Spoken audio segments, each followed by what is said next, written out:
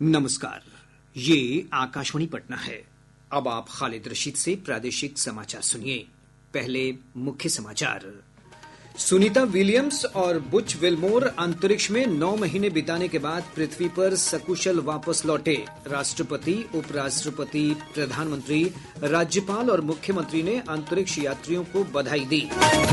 प्रवर्तन निदेशालय ईडी ने राजद अध्यक्ष और पूर्व मुख्यमंत्री लालू प्रसाद से जमीन के बदले नौकरी घोटाले से जुड़े मनी लॉन्ड्रिंग मामले में आज 4 घंटे तक गहन पूछताछ की। पटना हाईकोर्ट ने 70वीं बीपीएससी प्रारंभिक परीक्षा रद्द करने से संबंधित याचिकाओं की सुनवाई पूरी की, फैसला सुरक्षित रखा। और सेपक टाकरा विश्व कप 2025 कल से पटना के पाटलिपुत्र स्पोर्ट्स कॉम्प्लेक्स में होगा शुरू। 20 देशों की टीमें ले रही हैं भाग। अब समाचार विस्तार से। नासा के अंतरिक्ष यात्री सुनीता विलियम्स और बुच विल्मोर अंतरिक्ष में 9 महीने बिताने के बाद पृथ्वी के गुरुत्वाकर्षण के अनुकूल होने के लिए 45 दिवसीय पुनर्वास कार्यक्रम में शामिल हो गए हैं।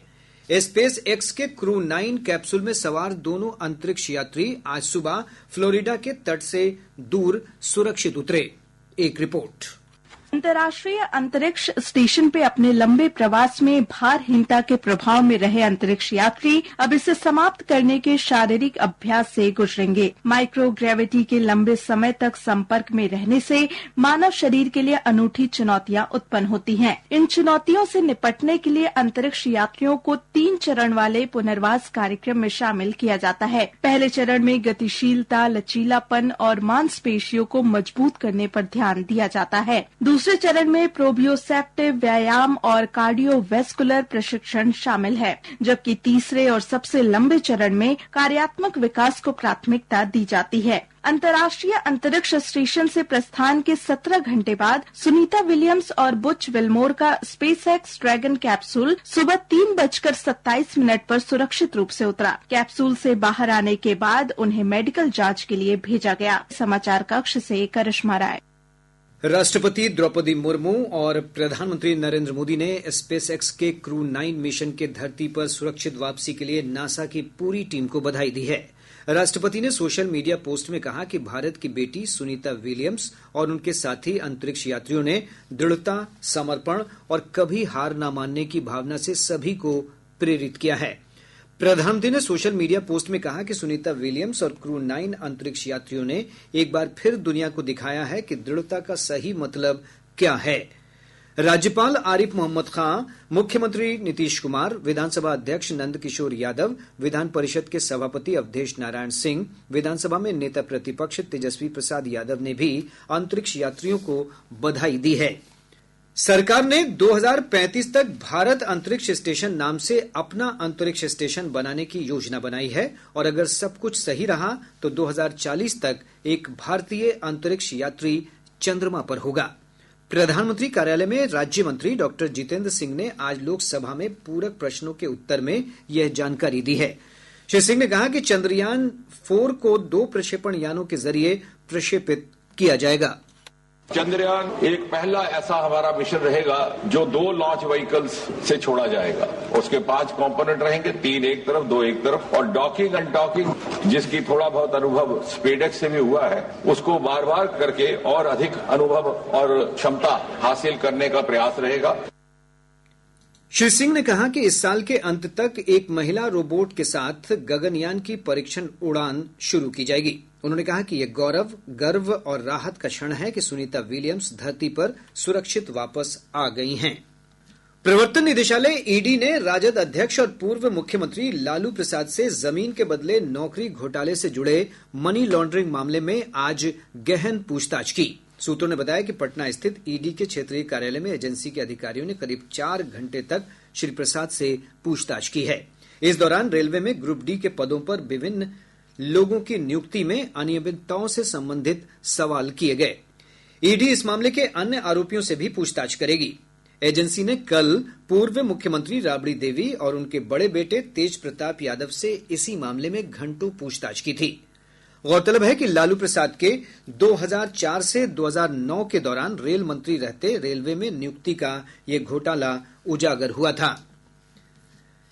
राजद के वरिष्ठ नेता और विधानसभा में नेता प्रतिपक्ष तेजस्वी यादव ने ईडी की पूछताछ को लेकर एनडीए पर सवाल उठाए हैं। श्री यादव ने आरोप लगाया कि सत्ता पक्ष राजनीतिक लाभ के लिए जांच एजेंसियों का इस्तेमाल कर रहा है। हम लोगों को कोई फर्क पड़ने वाला थोड़ी है। ये लोग संवैधानिक संस्थाओं का दुरुपयोग करेंगे या कितना भी हम लोगों को उनके सोच के हिसाब से ये तंग करने का प्रयास करेंगे, उतना ही हम मजबूत होंगे और उतनी ही मजबूती के साथ इस बार बिहार में सरकार बनाएंगे। केंद्रीय मंत्री गिरिराज सिंह ने राजद अध्यक्ष लालू प्रसाद से ईडी की पूछताछ को आवश्यक बताया है। उन्होंने कहा कि जांच एजेंसी अपना काम कर रही है। श्री सिंह ने कहा कि बिहार को साफ छवि का मुख्यमंत्री चाहिए और नीतीश कुमार का कोई विकल्प नहीं है। कानून अपना काम करता है, जो जैसा करता वैसा भरता। बिहार को नहीं चाहिए भ्रष्टाचारी परिवार का कोई मुख्यमंत्री, बिहार को चाहिए स्वच्छ मुख्यमंत्री जो नीतीश कुमार। ऊर्जा मंत्री विजेंद्र प्रसाद यादव ने कहा है कि राज्य सरकार बिजली उपभोक्ताओं और किसानों के प्रति संवेदनशील है। विधानसभा में ऊर्जा विभाग के बजट पर चर्चा का उत्तर देते हुए ऊर्जा मंत्री विजेंद्र यादव ने कहा कि बिजली उपभोक्ताओं को 15 पैसे प्रति यूनिट की रियायत दी जा रही है। उन्होंने कहा कि इससे प्रदेश के 2 करोड़ से अधिक उपभोक्ताओं को सीधा फायदा मिल रहा है। श्री यादव ने कहा कि कृषि कार्य के लिए किसानों को मात्र 55 पैसे प्रति यूनिट बिजली मुहैया कराई जा रही है। उन्होंने बताया कि कुल निर्धारित लक्ष्य 8,40,000 कृषि कनेक्शन में से अब तक 5,81,000 कृषि कनेक्शन दिए जा चुके हैं। लोगों को सस्ती बिजली उपलब्ध कराने के उद्देश्य से इस वर्ष मुख्यमंत्री विद्युत सहायता योजना के तहत कुल 15,343 करोड़ रुपए के अनुदान दिया गया है। इसके तहत सिंचाई के लिए किसानों को बिजली बिल पर 92% की छूट देते हुए मात्र 55 पैसे प्रति यूनिट की दर से भुगतान करना होता है, जिससे बिजली की सिंचाई करना डीजल की तुलना में 10 गुना से अधिक सस्ता है।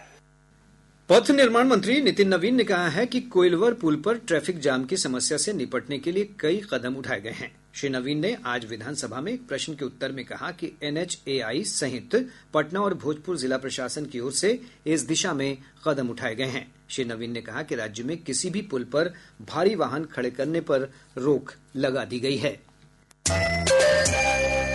प्रादेशिक समाचार आप आकाशवाणी पटना से सुन रहे हैं। केंद्र सरकार ने आतंकवाद के खिलाफ जीरो टॉलरेंस की नीति अपनाई है, जिससे देश में आतंकी घटनाओं में उल्लेखनीय कमी आई है।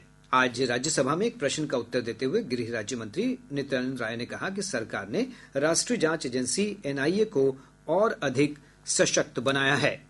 मोदी सरकार की नीति आतंकवाद खिलाफ जीरो टॉलरेंस की नीति है और उस पर तत्परता से काम हो रहा है। आतंकवाद का समूल नाश हो, सरकार इसके लिए कठोर से कठोर कार्रवाई कर रही है और आतंकवादी गतिविधियों में काफी कमी देखी गई है। इसके लिए यानी आतंकवाद से लड़ने के लिए जो कदम उठाए गए हैं, कानूनी ढांचों को मजबूत किया गया है। इलेक्ट्रॉनिक्स और सूचना प्रौद्योगिकी मंत्री अश्विनी वैष्णव ने कहा है कि ऑनलाइन गेम और सट्टेबाजी की गतिविधियों से निपटने में उल्लेखनीय सुधार हुआ है। पिछले वर्ष 1097 सट्टेबाजी और गेम्स वेबसाइटों पर प्रतिबंध लगाया गया था। आज लोकसभा में पूरक प्रश्नों का उत्तर देते हुए श्री वैष्णव ने कहा कि ऐसी गतिविधियों से निपटने के लिए केंद्र और राज्य दोनों को मिलकर काम करना होगा और साइबर अपराध से जुड़े सभी एजेंसियां समन्वय के साथ काम कर रही हैं। एजेंसीज है, चाहे वो केंद्र सरकार की हो, चाहे राज्य सरकारों के प्रयास हो, चाहे इंटरनेशनल बॉडीज के प्रयास हो, इन सब का कोऑर्डिनेशन होने से एक सिग्निफिकेंट इंप्रूवमेंट भी आया है कि जहां 2022 में मात्र 24 के आसपास बेटिंग और गैम्बलिंग की वेबसाइट्स को बैन किया गया था, मात्र 14 के आसपास जहां हो पाई थी, वहां 2024 में आते आते 1097 बेटिंग और गैम्बलिंग की साइट्स है, उसको ब्लॉक किया गया है। पटना उच्च न्यायालय ने 17वीं BPSC प्रारंभिक परीक्षा रद्द करने और पुनर्परीक्षा कराए जाने से संबंधित याचिकाओं की सुनवाई पूरी कर ली है। फैसला सुरक्षित रखा है। कार्यकारी मुख्य न्यायाधीश आशुतोष कुमार की खंडपीठ ने आज दोनों पक्ष की ओर से दलीलों को सुना। राज्य सरकार की ओर से महाधिवक्ता PK शाही ने अपना पक्ष रखते हुए कहा कि परीक्षा में कोई गड़बड़ी या अनियमितता नहीं हुई है, जबकि याचिकाकर्ताओं की ओर से अधिवक्ताओं ने न्यायालय को बताया कि बड़े पैमाने पर परीक्षा में धांधली के साक्ष्यों की मौजूदगी के बावजूद बीपीएससी इस मामले की न तो जांच करा रही है और न ही पुनर्परीक्षा लेने को तैयार है। सेपक टाकरा विश्व कप 2025 का आयोजन कल से पटना के पाटलिपुत्र स्पोर्ट्स कॉम्प्लेक्स में किया जाएगा। अंतर्राष्ट्रीय सेपक टाकरा फेडरेशन या स्टैफ के सहयोग से विश्व कप का आयोजन 25 मार्च तक चलेगा। मुख्यमंत्री नीतीश कुमार कल अपराह्न 3:30 बजे विश्व कप प्रतियोगिता का उद्घाटन करेंगे। टूर्नामेंट में Bharat, Japan, Brazil, France, Italy, Malaysia, Iran समेत 20 देशों के 300 से अधिक खिलाड़ी और प्रशिक्षक भाग ले रहे हैं। बिहार राज्य खेल प्राधिकरण के महानिदेशक रविन्द्रन शंकरन ने आकाशवाणी समाचार को बताया कि पहली बार बिहार इस विश्व कप की मेजबानी कर रहा है। इस गेम को बढ़ावा देने के लिए और इस गेम के माध्यम से पूरा देश में भी सेपक टाकरा को इंट्रोड्यूस करने के नियत से ये आयोजन किया गया है और इसमें 20 देश भाग ले रहे हैं और बिहार के लिए एक बहुत बड़ा आयोजन है। और ये भी हम कहना चाहूँगा कि ये सब अंतर्राष्ट्रीय खेल आयोजन के माध्यम से बिहार का ब्रांडिंग हो रहा है पूरा देश दुनिया में और बिहार धीरे धीरे एक स्पोर्ट्स हब, एक स्पोर्ट्स पावर हाउस बनते जा रही है। पटना समेत राज्य के अधिकतर भागों में मौसम के रुख में उतार चढ़ाव देखा जा रहा है। मौसम विभाग से प्राप्त जानकारी के अनुसार पिछले 24 घंटों के दौरान राज्य के अधिकांश भागों के अधिकतम तापमान में 2 से 4 डिग्री सेल्सियस की कमी दर्ज की गई है। हालांकि दिन में तीखी धूप के कारण गर्मी का एहसास बढ़ा है। मौसम विज्ञान केंद्र पटना ने अपने पूर्वानुमान में कहा है कि अगले 2 दिनों के दौरान भभुआ, रोहतास, औरंगाबाद, जमुई, बांका, नवादा, भागलपुर, लखीसराय समेत राज्य के उत्तर पूर्व, दक्षिण पश्चिम और दक्षिण पूर्व भागों में अनेक स्थानों पर तेज हवा के साथ बारिश की संभावना है। इस दौरान कई स्थानों पर वज्रपात की भी आशंका है। अगले 24 घंटों के दौरान प्रदेश के दक्षिण पश्चिम एवं दक्षिण मध्य भाग के जिलों के 1 या 2 स्थानों में हल्की वर्षा की संभावना है। साथ ही इस दौरान भभुआ, रोहतास, औरंगाबाद एवं गया जिलों के 1 या 2 स्थानों में मेघ गर्जन वज्रपात होने की संभावना है। 48 घंटों के दौरान तापमान कोई विशेष परिवर्तन की संभावना नहीं है।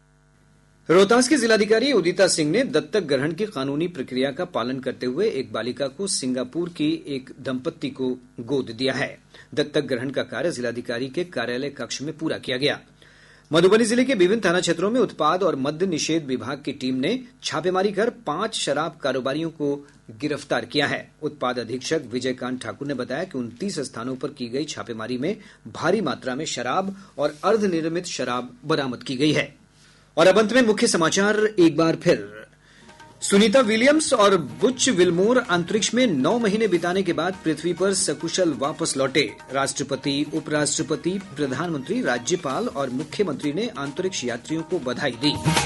प्रवर्तन निदेशालय ईडी ने राजद अध्यक्ष और पूर्व मुख्यमंत्री लालू प्रसाद से जमीन के बदले नौकरी घोटाले से जुड़ी मनी लॉन्ड्रिंग मामले में आज 4 घंटे तक गहन पूछताछ की।